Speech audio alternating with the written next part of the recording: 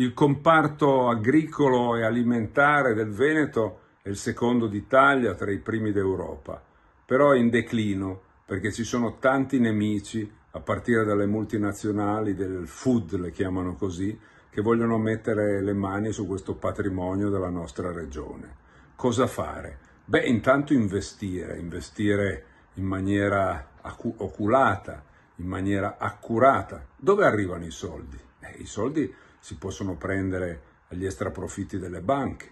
Dal 2021 al 2025 le banche italiane hanno guadagnato in più 167 miliardi di euro. Quante manovre finanziarie! Questo solo le banche. Poi l'energia.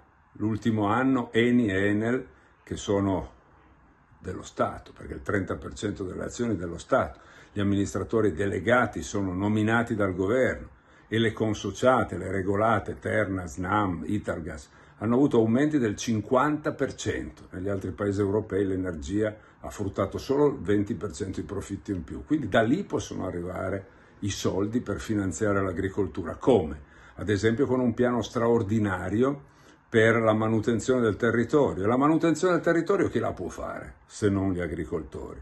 Quando piove, quando ci sono degli eventi atmosferici avversi, arrivano i danni, arrivano le alluvioni, arrivano anche i morti. Se c'è una prevenzione, se c'è una manutenzione del territorio, altro che reddito di cittadinanza, devono lavorare tutti, anche gli immigrati che devono lavorare, non stare a poltrire fuori dalle stazioni. E allora se questo si può fare con l'agricoltura. Ad esempio, chi fa questo lavoro degli agricoltori potrebbe avere l'IMU delle rendite agricole azzerato, dei terreni agricoli azzerato. Gli agricoltori sono il fulcro della nostra economia, dal punto di vista del Veneto, dal punto di vista della Valle Padana, e quindi questo può essere una delle cose che possiamo fare per l'agricoltura, ricordando che i giovani potrebbero essere assunti, quelli nati in Veneto, con detassazione da parte della regione per quelli che vengono assunti nel comparto agricolo. Giovani, lavoro, detassazione. Queste le proposte di Democrazia Sovrana Popolare, queste le proposte di Marco Rizzo, candidato presidente per il Veneto.